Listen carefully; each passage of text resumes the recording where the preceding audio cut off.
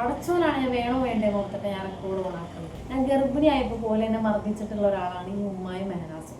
ആ സമയത്ത് എൻ്റെ കയ്യിലെ പാടുണ്ടോ, എൻ്റെ തലവരയ്ക്ക് ഞാൻ ആ റെക്കോർഡ് ഓണാക്കിയത്. അല്ല, ഏത് മൂടും കൊണ്ട് നീ എൻ്റെ മോൻ്റെ കോപ്പെടുക്കാൻ വന്നത്? നിന്റെ മോനെ എൻ്റെ ഹേ ഗായ്സ്, അപ്പോൾ ഞാനിപ്പോൾ കുറച്ച് ദിവസമായി ഈ വീഡിയോ ചെയ്യണോ ചെയ്യണ്ടേന്ന് ഓർത്തിട്ട് ഞാൻ കുറച്ച് കൺഫ്യൂഷനിലായിരുന്നു. എന്താ സംഭവം എന്ന് വെച്ചാൽ ഞാൻ ഈ അടുത്ത് കണ്ണൂർ പോയിട്ടുണ്ടായി. അപ്പോൾ കണ്ണൂർ ഞാൻ ഈ റൂം എടുത്തെന്ന് പറഞ്ഞപ്പോൾ ഒരുപാട് പേര് ജസ്റ്റ് വീഡിയോ പോലെ ചെയ്തായിരുന്നു. കണ്ണൂർ നീ റൂം എടുത്തത് എന്തിനാണ്, നിനക്ക് ഓരോരുത്തർ റൂം ഒരുക്കി തന്നെയെന്ന് പറഞ്ഞിട്ട് റൂമിൽ ചെറിയൊരു ഫോട്ടോ ഞാൻ കൊടുക്കാം. ഇതാരെ കിടക്കുന്നതെന്ന് അറിയോ? അസാനും എൻ്റെ മോനുമാണ് കിടക്കുന്നത്. ഇതാ കണ്ണൂരുള്ള റൂമാണ്. ഇത് ഞാൻ പോയത് എന്താണെന്ന് വെച്ചെങ്കിൽ മാനുവിൻ്റെ റിഫാൻ്റെ ഒരു കേസ് നടക്കുന്നുണ്ട്. ഫസ്റ്റ് തൃശ്ശൂർ വെച്ചുണ്ടായിരുന്നു, പിന്നെ അതിന് ശേഷം ഇപ്പോൾ കണ്ണൂരാണ് നടക്കുന്നത്. അപ്പോൾ വാപ്പിച്ചു ഉമ്മിച്ച് എൻ്റെ അടുത്ത് വരാൻ പറഞ്ഞു, റിഫാൻ്റെ വാപ്പി ഉമ്മി. എൻ്റെ സംഭവം എന്ന് വെച്ചെങ്കിൽ എനിക്ക് വന്ന അനുഭവങ്ങൾ അവിടെ പോയി പറയാൻ വേണ്ടിയിട്ട് ഞാൻ പോയതാണ് കണ്ണൂർ. ഓക്കെ, അപ്പോൾ കണ്ണൂർ അവിടെ ചെന്നപ്പോൾ എന്നെ കണ്ടപ്പോൾ അറിയുന്ന ഒരു ഇത്ത വന്നിട്ട് മോളെ റൂമിൽ വിടുന്നു, കുട്ടിയായിട്ട് ഇരുന്നു എന്ന് പറഞ്ഞിട്ട് എനിക്ക് റൂം തന്നതാണ്. അല്ലാതെ എനിക്ക് ഓരോരുത്തരായിട്ട് മറ്റതിനും മറിച്ചതിനും വേണ്ടിയിട്ടല്ല.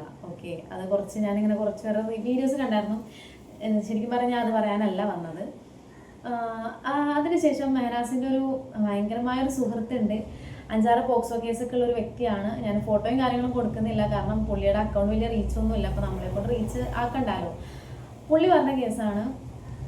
ഞാൻ മാനുവിൻ്റെ വീട്ടിൽ ആരായിട്ടാണ് പോയെന്നറിയോ? ലല്ലുവായിട്ട് ഞാൻ പോയിട്ട് അതിക്രമിച്ച് കയറി, കത്തി കുത്തി, സ്വർണം 5 പവൻ്റെ സ്വർണ്ണം കൊടുത്തു, കുറേ ഡോക്യുമെൻറ്റ്സ് ഒക്കെ എടുത്തു. അത്ര എൻ്റെ പൊന്നോ, ഞാൻ അവിടെ പോകുമ്പോൾ എൻ്റെ കയ്യിലെൻ്റെ കുട്ടി, ഒരു കയ്യിലൊരു ബാഗും ഉള്ളത്. എനിക്ക് ഒറ്റയ്ക്ക് എന്നെ നടക്കാൻ പറ്റുന്നില്ല. ഞാൻ ട്രെയിനിന് രാത്രി 2 മണിക്കാണ് ഞാൻ പോയത്. രാത്രി വെളുപ്പിന് 2 മണിക്കാണ് ഞാൻ പോയത്. ആ കുട്ടീനെ കൊണ്ട് പോയുള്ള ബുദ്ധിമുട്ട് എനിക്ക് എന്താണെന്നറിയാം. പിന്നെ കുട്ടീൻ്റെ കുറച്ച് സാധനങ്ങൾ മാനുവിൻ്റെ വീട്ടിൽ ഇരിപ്പുണ്ടായിരുന്നു, കുറച്ച് തൊട്ടിലും കാര്യങ്ങളും. അത് പിന്നെ എനിക്ക് കിട്ടത്തില്ല എന്ന് എനിക്ക് അറിയുന്നതുകൊണ്ട് ഞാൻ വണ്ടിയും വിളിച്ച് ഞാൻ പോയത് സാധനം എടുക്കാൻ വേണ്ടിയിട്ട്. ഉപ്പാൻ്റെ അടുത്ത് ചോദിച്ചിട്ടാണ് ഞാൻ പോയത്. ഉപ്പ ഞാൻ വരുന്നുണ്ടെന്ന് പറഞ്ഞു. ഉപ്പ എൻ്റെ അടുത്ത് പറഞ്ഞതാണ്, ഉമ്മ എന്തെങ്കിലും പറഞ്ഞാൽ മിണ്ടരുതിട്ടോന്ന്.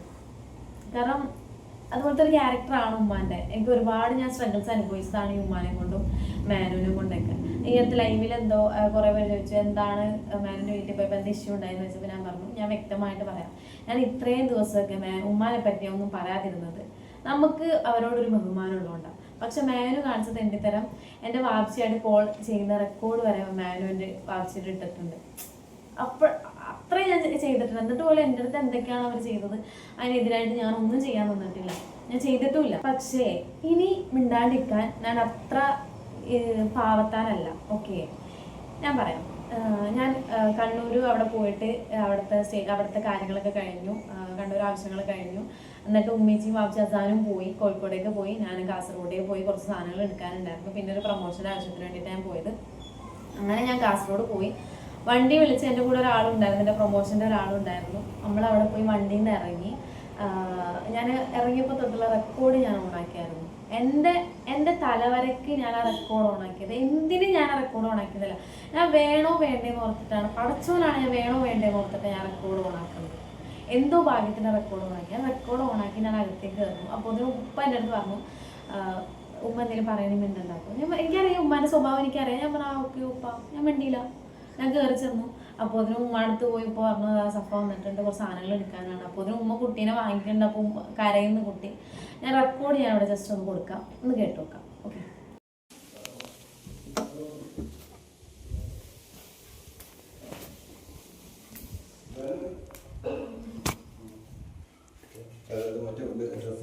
ഞാൻ ആ ബെഡ് കുട്ടീൻ്റെ തൊട്ടിലും ബെഡും എടുക്കാൻ.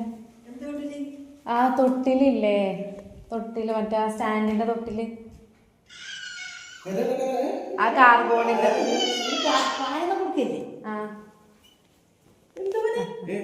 എന്താ എന്തേലും അല്ല അത്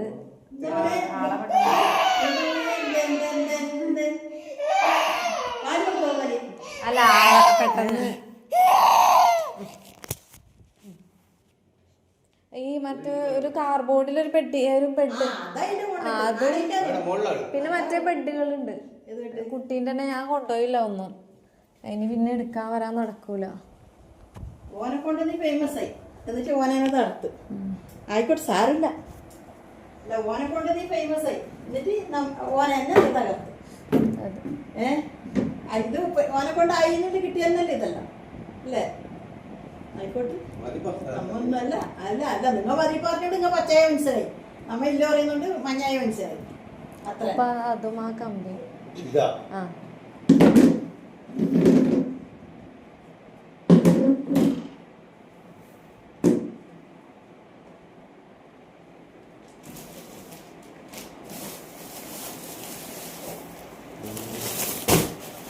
തന്നെ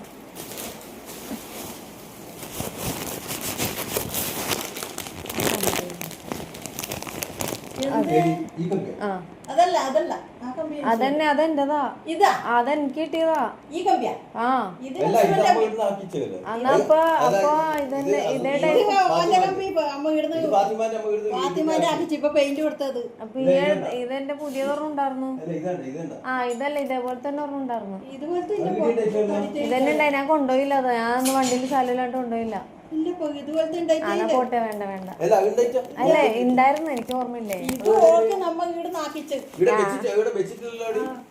ഇല്ല കമ്പി ഇവിടെ വെച്ച ഞാൻ കൊണ്ടുപോയില്ല. ഫിറ്റ് ചെയ്തില്ല. സാധനം ഇവിടെ തന്നെ ഇരിപ്പുണ്ടായി. പാക്കറ്റ് അല്ല കമ്പിയെപ്പാടി സെപ്പറേറ്റ് കമ്പി എക്സ്ട്രാ വന്നതാ. പിന്നെ ആ തൊട്ടിലുണ്ട്.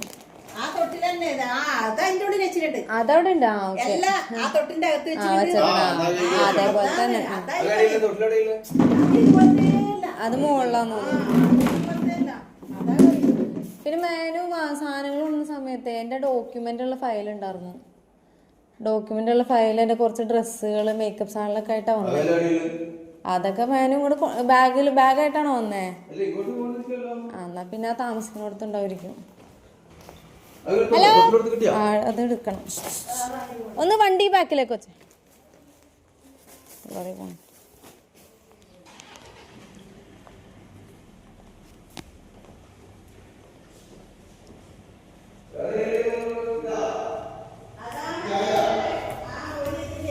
ഒരു കാർഡ്ബോർഡ് പെട്ടി. ആ അതന്നെ അതന്നെ ആ എന്നാ അതന്നെ. ആ അതല്ലേ ഇങ്ങനത്തെ ജനലിൽ തൂക്കണുണ്ടായിരുന്നു. ആ ഓക്കെ ഓക്കെ പിടിക്കണോ?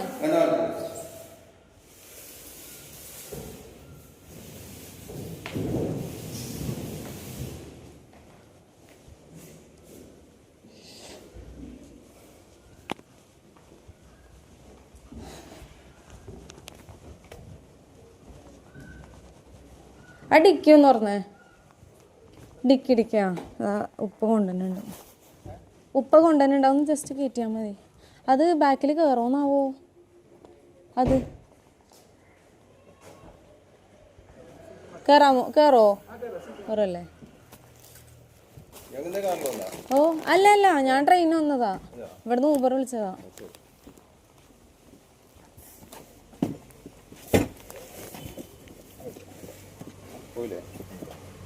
ഫ്രണ്ടിലേക്ക്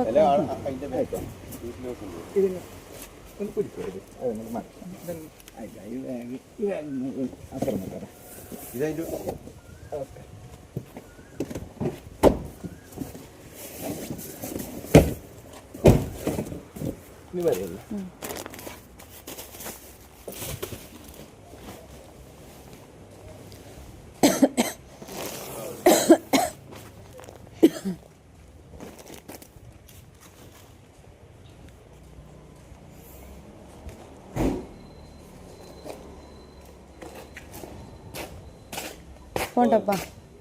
അസ്സലാമു അലൈക്കും.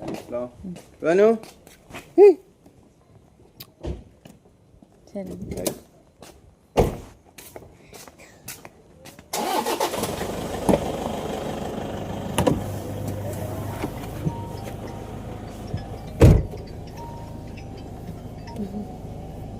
ഇതാണ് റെക്കോർഡ് വരുന്നത്. ഞാൻ കയറിയപ്പോൾ തൊട്ട് ഇറങ്ങുന്ന വരെയുള്ള റെക്കോർഡ് അതിലുണ്ട്. ഇതിലെവിടെയാണ് ഞാൻ കത്തി കൊണ്ട് കുത്തിയിട്ട് സ്വർണ്ണം എടുക്കുന്നത്, ഡോക്യുമെൻറ്റ്സ് എടുക്കുന്നത്? ഈ മെഹനാസ് ഇവിടെ ഫ്ലാറ്റ് കുത്തി പൊട്ടിച്ചിട്ട് എൻ്റെ ഡോക്യുമെൻറ്റ്സ്, എൻ്റെ SSLC ബുക്കുകളിലെ ഡോക്യുമെൻറ്റ്സ് അടക്കം മെഹനാസ് കൊണ്ടുപോയിട്ടുണ്ട്. ഞാൻ അത് കേസ് കൊടുത്തിട്ടുണ്ട്. അപ്പോൾ കോർട്ട് വഴി അതെനിക്ക് കിട്ടുമല്ലോ എന്ന് പറഞ്ഞുകൊണ്ടാണ് ഞാൻ ഈ അടങ്ങിയിരിക്കുന്നത്. പിന്നെ ഞാൻ എന്താണ് മെഹനാസിൻ്റെ ട്രൗസർ എടുത്തോണ്ട് പോയി. അതിനെപ്പറ്റി ഞാൻ വേറെ വീഡിയോ വരാം. മെഹനാസിൻ്റെ ഇൻ്റർവ്യൂ ഉണ്ടല്ലോ, അത് ഞാൻ ഡീറ്റെയിൽ ആയിട്ട് ഞാൻ വേറെ ഇൻ്റർവ്യൂ മീൻസ് ഞാൻ സംസാരിച്ച് വരാം. വന്ന് ചെയ്തുകൂടെ ഇതിപ്പോ ഞാൻ കുളിക്കാൻ പോകുന്ന സമയത്ത് എന്നെ സാറ് വിളിക്കുന്നത് സ്റ്റേഷനിൽ നിന്ന്. ഞാൻ സാറ് വിളിച്ച റെക്കോർഡ് ഞാൻ കൊടുക്കാം. ഹലോ, ഹലോ, ഇത് നീലേശ്വരം പോലീസ് സ്റ്റേഷനാണേ. നീലേശ്വരം. നീലേശ്വരം ആ കാസർഗോഡ് ചെയ്താണ്. പറഞ്ഞു സാർ. ഒരു നഫീസത്ത് പറയുന്നവരിവിടെ വന്നിട്ടുണ്ടായിരുന്നു, ഒരു പരാതി വന്നിരുന്നു. പറഞ്ഞോ. നിങ്ങളെ ഭർത്താവിന്റെ ഉമ്മയാ? അതെ അതെ അതെ. അതായത് നിങ്ങൾ ആ വീട്ടിലേക്ക് അതിക്രമിച്ച് കയറിയിട്ട് ഒരുപാട് സാധനങ്ങൾ എടുത്തുകൊണ്ട് പോയി എന്നുള്ള മറ്റാണ് ഒരു പരാതി. സാറേ, എന്റെ കുട്ടീന്റെ കുറച്ച് സാധനങ്ങൾ അവിടെ ഉണ്ടായിരുന്നു. ഞാൻ അതിക്രമിച്ചൊന്നും കയറിയില്ല. ഞാൻ കയറിയപ്പോ തൊട്ട് ഞാൻ വോയിസ് റെക്കോർഡ് ചെയ്തിട്ടാ കയറി. എനിക്കറിയാം ഇവരിങ്ങനെ കള്ളക്കേസ് കൊടുക്കൂന്ന്. കാരണം ആ ഉമ്മയും മേനാസൊക്കെ എന്നെ ഉപദ്രവിക്കലില്ല. ഞാൻ ഗർഭിണിയായപ്പോ തൊട്ട് എന്നെ ഉപദ്രവിക്കല. ഞാൻ എന്റെ കുട്ടിയുടെ കുറച്ച് സാധനങ്ങൾ എടുക്കാൻ വേണ്ടി ഞാൻ വണ്ടിയായിട്ട് വന്നതാ. ഞാൻ കയറിയപ്പോ തൊട്ട് ഞാൻ റെക്കോർഡർ ഓൺ ആക്കിയിട്ടേ കയറിയേ. എനിക്കറിയാം എന്തെങ്കിലുമൊക്കെ അവർ കള്ളക്കേസ് കൊടുക്കും, എനിക്ക് നല്ലോണം അറിയാം. ഞാൻ കയറിയപ്പോ തൊട്ടുള്ള റെക്കോർഡ് ഞാൻ വേണമെങ്കിൽ സാറിന് അയച്ചുതരാം. അവിടെ ചെന്നപ്പോ അവരെന്നോട് ഓരോന്ന് പറഞ്ഞല്ലാണ്ട് ഞാൻ ഒരു വാക്ക് ഞാൻ മിണ്ടിയില്ല. കാരണം കയറിയപ്പോ തന്നെ മേനാസിന്റെ ഉപ്പ പറഞ്ഞു, മോളൊന്നും മിണ്ടണ്ട, ഉമ്മ എന്തെങ്കിലുമൊക്കെ പറയൂന്ന് പറഞ്ഞു. ഞാൻ ഒന്നും മിണ്ടിയില്ല. ഇറങ്ങണവരെ ഞാൻ ഒന്നും മിണ്ടാണ്ട ഞാൻ കയറിയേക്കണേ. ഈ കള്ളക്കേസ് കണ്ടപ്പോഴേ ഇത് വീഡിയോസ് ഞാൻ കണ്ടു യൂട്യൂബില്. അപ്പോഴേ ഞാൻ തന്നെ ഞെട്ടിപ്പോയി. ഞാൻ അപ്പൊ തന്നെ ഉപ്പാനെ വിളിച്ചപ്പോ ഉപ്പ കോൾ എടുത്തില്ല. ഞാൻ വേണമെങ്കിൽ റെക്കോർഡർ സാറിന് അയച്ചുതരാം. നിങ്ങളുടെ പേരെന്ത്? സഫ. സഫ. എന്നിട്ട് നിങ്ങളെ ഭർത്താവായിട്ട് ലീഗലായി ഡൈവോഴ്സ് ആയോ നിങ്ങള്? ഞാൻ കേസ് കൊടുത്തിട്ടുണ്ട്. ഇപ്പൊ കോർട്ടിലെ ഹയറിംഗ് ആണ് അടുത്ത മാസം തൊട്ടിട്ട്. ഹിയറിംഗ് നിങ്ങളെ പിന്നീട് നിയമപരമായിട്ട് കല്യാണം കഴിച്ചതല്ലേ? ഇല്ല, നിക്കാഹ് മാത്രമേ ചെയ്തിട്ടുള്ളൂ. Legally married. പിന്നീട് ഇവരെ മകൻ അവിടെ ഇല്ലെന്നോ? മകൻ എവിടെയെന്ന് അറിയില്ല. ഇപ്പൊ ഞാൻ എന്റെ കാർ ഡ്രൈവറിന് ഞാൻ ഊബർ ഓടിക്കാൻ കൊടുക്കാൻ വണ്ടി. എന്റെ കാർ ഡ്രൈവറിനെ ഇവര് തല്ലിയ കേസിൽ ഇപ്പൊ ഒളിവിലാണ്. അത് കേസ് കൊടുത്തിട്ട് ഇപ്പൊ അവർ ഒളിവിലാ. തെളിവെടുപ്പിന് വിളിച്ചിട്ടൊന്നും വന്നിട്ടില്ല. ഇപ്പൊ കോടതി കേസ് നടക്കുന്നുണ്ടല്ലേ? നടക്കുന്നുണ്ട്. 2 കേസ് ഇപ്പൊ പുള്ളിക്കെതിരെ നടക്കുന്നുണ്ട്. ഒന്ന് എന്റെ വണ്ടിക്കാരനെ തല്ലിയതിന്റെ ഡ്രൈവർ കേസ് കൊടുത്തിട്ടുണ്ട്. എന്റെ വണ്ടി. പിന്നെ എന്റെ പേരിലുള്ളത് ഈ ഡിവോഴ്സിന്റെയും പിന്നെ എന്നെ മർദ്ദിച്ചതിന്റെ കേസ് ഞാൻ കൊടുത്തിട്ടുണ്ട്. അല്ല, ഈ ഫാമിലി ഇഷ്യൂ ഇങ്ങനെ ഡൈവോഴ്സ് ഉണ്ട്. ഇത് കോടതിയില്? ആലുവ കോടതിയില് കൊടുത്തിട്ടുണ്ടോ? ഞാനിപ്പോ പ്രൊട്ടക്ഷൻ ഓർഡർ ഒക്കെ വാങ്ങിച്ചിട്ടുണ്ട്. ഇനിയിപ്പോ ഹയറിംഗ് നടക്കും അടുത്ത മാസം. പ്രൊട്ടക്ഷൻ ഓർഡർ അയാളുടെ പേരിൽ വീടുണ്ടോ? ഇല്ല, ഇപ്പൊ എന്റെ കൂടെ ഇല്ല. അല്ല, വീട് അയാളുടെ പേരിലുണ്ടോ? വീടുണ്ടോന്നാ? അയാൾ ഈ താമസിക്കുന്ന നിങ്ങളിപ്പോ ഇന്നലെ പോയി പറഞ്ഞ വീട് ആരാതാ? അത് ഉപ്പാന്റെ പേരില്. അവരുടെ ഉപ്പാന്റെ പേരിലാ? നിങ്ങൾ ആ സാധനം എടുക്കാൻ വേണ്ടി മാത്രമേ പോയുള്ളൂ?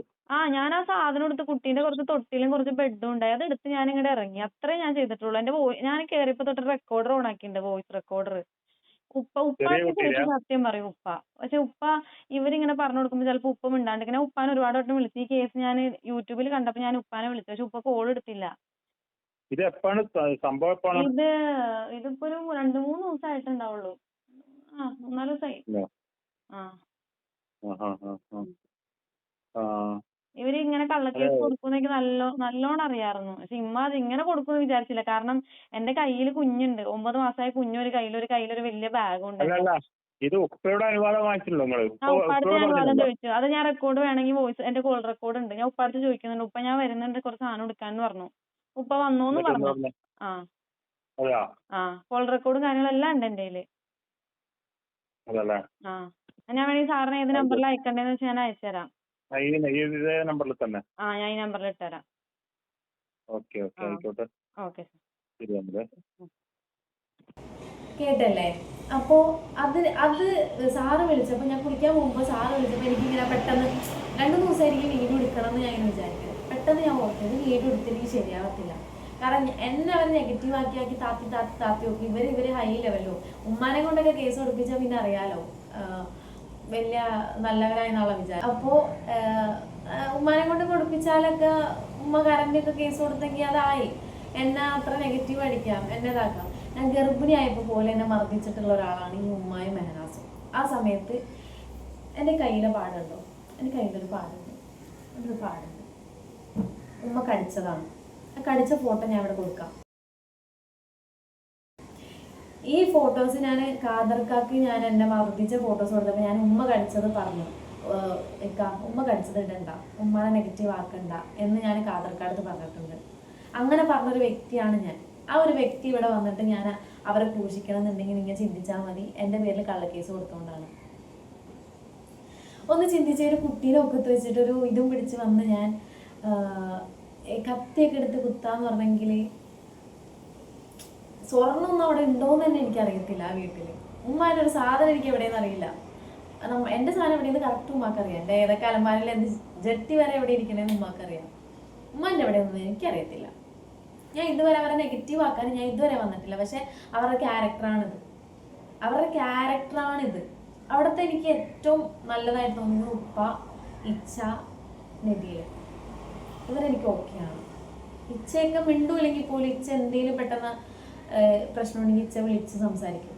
നബീലാണെങ്കിൽ അത് നല്ല മെച്യൂരിറ്റി ഉള്ള ഒരാളാണ് നബീൽ. ഇവരൊക്കെ എനിക്ക് നല്ല കാര്യമാണ്. എൻ്റെ അടുത്ത് എങ്ങനെയാണ് പെരുമാറിയത് അതുപോലെ തന്നെ ഞാൻ അവരുടെ അടുത്ത് പെരുമാറിയിട്ടുള്ളൂ.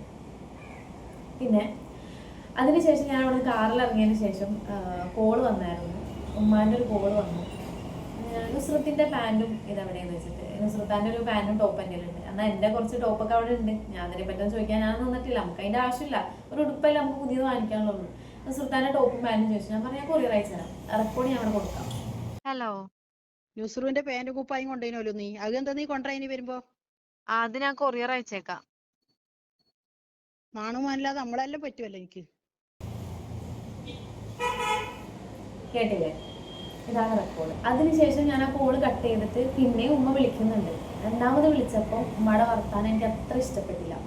ഉമ്മ പറഞ്ഞത് നിന്റെ മോൻ ഇതുപോലൊക്കെ ആവുമ്പോൾ അനുഭവിക്കും. ഞാൻ പറഞ്ഞു എൻ്റെ മോൻ ഇതുപോലത്തെ സ്വഭാവമാണെങ്കിൽ അനുഭവിച്ചോട്ടെ, ഒരു കുഴപ്പമില്ല. മക്കൾ തെറ്റിയുമ്പോൾ അത് പറഞ്ഞു കൊടുക്കണം കേട്ടോ എന്ന് പറഞ്ഞിട്ട് ഒരു റെക്കോർഡുണ്ട്. അതും കൂടി നിങ്ങൾ ഒന്ന് കേട്ടോ. അല്ല, ഏത് മൂട് നീ ഇങ്ങോട്ട് വന്നത്? അല്ല പററോ, എന്താണ്? അല്ല ഏത് മൂടും കൊണ്ട് നീ എന്റെ മോന്റെ കോപ്പ് എടുക്കാൻ വന്നത്? ഫോട്ടോ? ഏത് ഫോട്ടോ എടുക്കാൻ? എന്ത് മോന്റെ ഫോട്ടോ എടുക്കാൻ വന്നത്? ഏത് മോന്റെ ഫോട്ടോ എടുക്കാൻ ഞാൻ വന്നത്? മോന്റെ ഫോട്ടോ അല്ല, മോന്റെ കോപ്പ് എടുക്കാൻ എന്റെ മോനെ കൊണ്ടല്ലേ കിട്ടീനി. മോന്റെ കഴിവ് കൊണ്ടല്ല കിട്ടിയത്. ആ അതന്നെ ആയിക്കോട്ടെ. എന്റെ മോനെ കൊണ്ട് നീ ഏടെ എത്തുന്ന അറിയാലോ. ഞാൻ മിണ്ടാണ്ട് പൂച്ചേരെ പോലെ എന്നാ ഒരു സാധനം കിട്ടത്തില്ല, അറിയോ? തേച്ചു നീ എത്തൂല. അതെ അതെ, തികച്ചാരെ എത്താട്ടെ, നമുക്ക് കാണാം. നോക്കാം. അതന്നെ അത് കാണാം.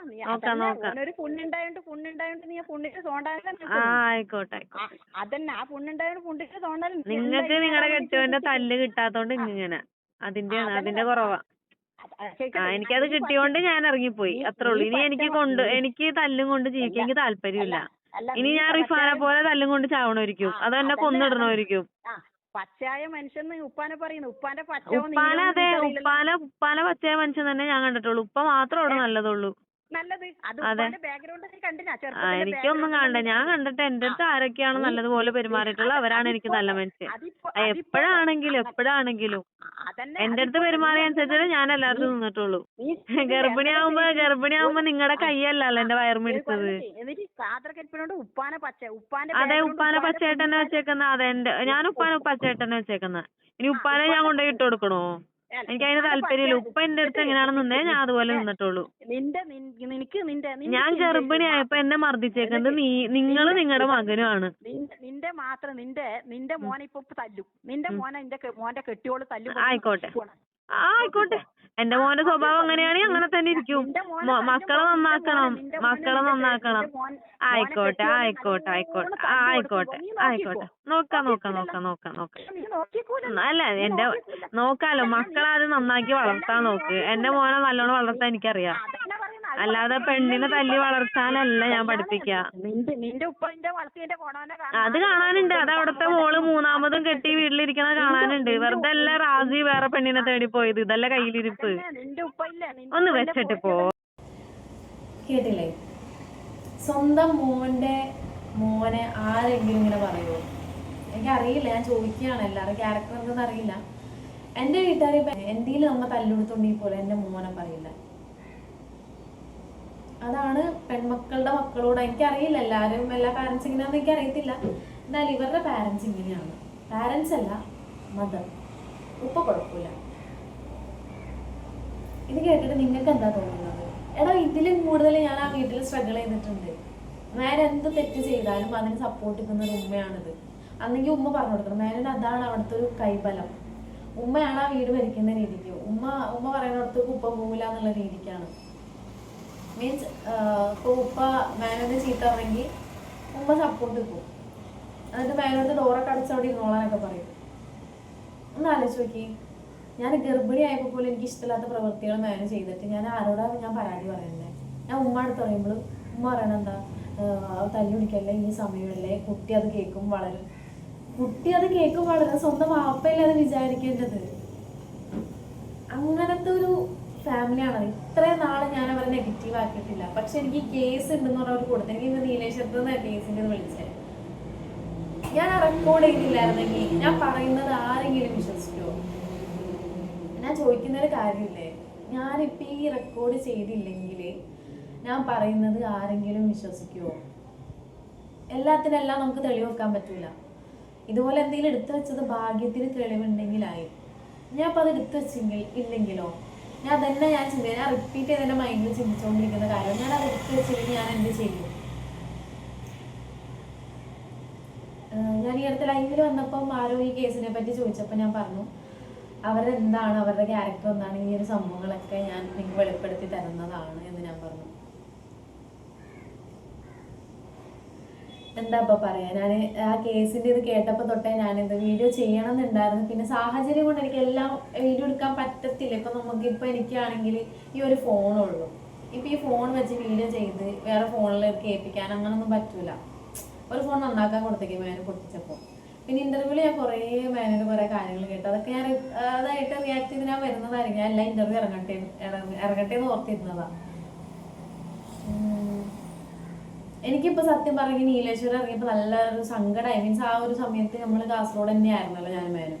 അപ്പോൾ എനിക്ക് നല്ല മീൻസ് ഭയങ്കര വിഷമം കയറി വന്നാൽ എനിക്ക് അവിടെ എത്തിയെങ്കിൽ വേഗം പോകണം എന്നുള്ളൊരു ചിന്തയായിരുന്നു എനിക്ക്. പക്ഷേ ആ ഒരു വിഷമമൊക്കെ വെറുതെ ആണെന്നുള്ളൊരു തോന്നൽ. ഇങ്ങനെയൊക്കെയാണല്ലോ മേനു കാട്ടിക്കൂട്ടുന്നത്. ഇപ്പോൾ മേനു ചെയ്ത് ഒരു തണ്ടിത്തരം. മേനു എന്തായാലും ഈ ഐഡിയ പറഞ്ഞുകൊടുത്തേക്കുന്നത് മേനോടൊരു ഫ്രണ്ട് അവനായിരിക്കണം. പിന്നെ ഈ അടുത്ത് മേനു ചെയ്ത ചെറ്റപ്പണി സ്നാപ്പ്, എൻ്റെ പേഴ്സണൽ ഫോട്ടോസ് ഒരാൾക്ക് അയച്ചു കൊടുക്കുക, എന്നിട്ട് അത് ഞാൻ വേറെ ആൾക്ക് അയച്ചെന്നുള്ള രീതിയിൽ ഒരു ഹസ്ബൻഡ് ചെയ്യുന്ന കാര്യമാണ് അതൊക്കെ. എനിക്കറിയില്ല എല്ലാ ഹസ്ബൻഡും ഇങ്ങനെയാണെന്ന് എനിക്കറിയില്ല. എന്തായാലും മേനാസ് എന്നുള്ള ക്യാരക്ടർ ഈ ഒരു ക്യാരക്ടറാണ്. നമ്മളെ എത്രയൊക്കെ ഹറാസ് ചെയ്യാൻ പറ്റുമോ, മെൻ്റലി എത്ര നമ്മളോ തളർത്താൻ പറ്റുമോ അതൊക്കെ ചെയ്തു. ഒന്ന് ആലോചിച്ചു, ഞാൻ ഈ കുട്ടീനെ വെച്ചിട്ട് ഈ ഇമാതിരി ഇല്ലാത്ത കേസ് കേൾക്കുന്നത്. ഞാൻ സഹതപിക്കുന്നല്ല, പക്ഷെ എൻ്റെ അവസ്ഥയാണ് ഞാൻ പറയുന്നത്. നിങ്ങൾക്കിപ്പോൾ ഈ അവിടെ ഇരുന്നുകൊണ്ട് കമൻ്റ് ഇടാം, നീ മറ്റോളം നിങ്ങൾക്ക് അവിടെ ഇരുന്ന് പറയാം. നമ്മൾ ഈ ഗ്രൗണ്ടിൽ കളിക്കാൻ ഇറങ്ങിയവർക്ക് അതിൻ്റെ വേദന അറിയൂ. നിങ്ങൾക്ക് അവിടെ ഇരുന്നുകൊണ്ട് ഹൂങ്ങി എന്നൊക്കെ പറയാം. പക്ഷേ ഈ കളത്തിൽ നിൽക്കുന്ന നമുക്ക് അതിൻ്റെ അവസ്ഥ അറിയുള്ളൂ. ഈ കുട്ടീനെ ഇപ്പോൾ ഈ ഒരു മാസമായിട്ട് ഞാൻ ഒറ്റക്കല്ലേ നോക്കുന്നത്. ഞാൻ എന്തിനത് അന്വേഷിക്കാൻ വന്നിട്ടുണ്ടോ? എന്നിട്ട് സോഷ്യൽ മീഡിയയിൽ വന്നിട്ട് കുട്ടീനെ അവൾ കാണിക്കുന്നില്ല, എൻ്റെ അടുത്ത് കാണിക്കാൻ പറഞ്ഞിട്ടില്ല.